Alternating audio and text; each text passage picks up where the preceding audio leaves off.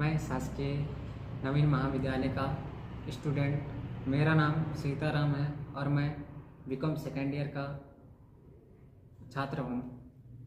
मैं आप लोगों को अपना प्रथम रक्तदान का अनुभव बताना चाहता हूँ, जिसमें मुझे रक्तदान करने से पहले किसी भी प्रकार का कोई भी समस्या या दिक्कत नहीं हुआ, क्योंकि मैंने वहाँ पे जब हमारे सोनहत में रक्तदान सामुदायिक स्वास्थ्य केंद्र में रक्तदान का शिविर लगा था, तो वहाँ पर जब मैंने जाके देखा कि वहाँ पे कुछ लोग रक्तदान कर रहे हैं, तो मुझे वहाँ पे जैसे ही मैं देखा कि कुछ लोग रक्तदान कर रहे हैं और उन्हें किसी भी प्रकार का कोई भी कमजोरी या आल किसी भी प्रकार का स्वास्थ्य संबंधी कोई भी समस्या नहीं हुआ, तो मुझे भी लगा कि जब इन्हें नहीं हो रहा तो मुझे कैसे कुछ भी हो सकता है रक्तदान करने पर।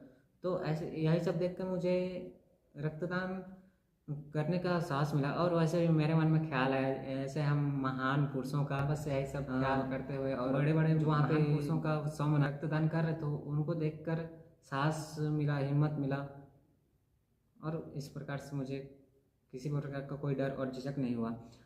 अगर यहाँ पे देखा जाए कि घर वालों को मनाने वाली बात, माता पिता एग्री नहीं करते हैं। जैसे कि मेरे माता पिता सबसे पहले तो मना कर दिया था, क्योंकि वो पुराने ख्यालात के हैं, तो उन्हें लगा था रक्तदान करने से शरीर में कमजोरी हो जाता है और ब्लड कम, खून कम हो जाएगा, ऐसा घर वालों का कहना था। लेकिन डॉक्टरों के हिसाब से, जैसे डॉक्टरों ने बताया था कि रक्तदान करने से आपको किसी भी प्रकार का कोई भी समस्या नहीं होगा, और उन्होंने बताया था कि आपका जो आप रक्तदान करोगे वह रक्त आपको 48 घंटों में रिकवर हो जाएगा, वापस मिल जाता है, और आप 120 दिन बाद फिर से रक्तदान कर सकते हैं। तो यह सब बात जब हम घर वालों को बताए तो उन्होंने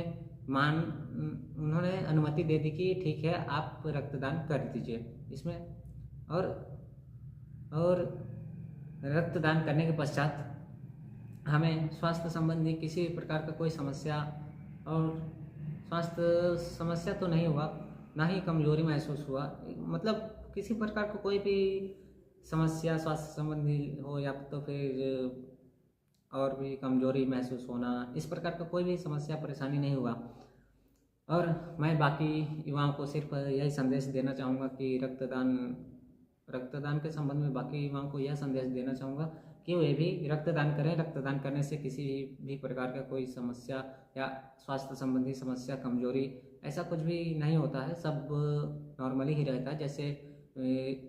जैसे पहले हम जैसे नॉर्मल रहते हैं, ऐसे रक्तदान करने के बाद भी रहते हैं, हमें किसी भी प्रकार का कोई समस्या नहीं होता है।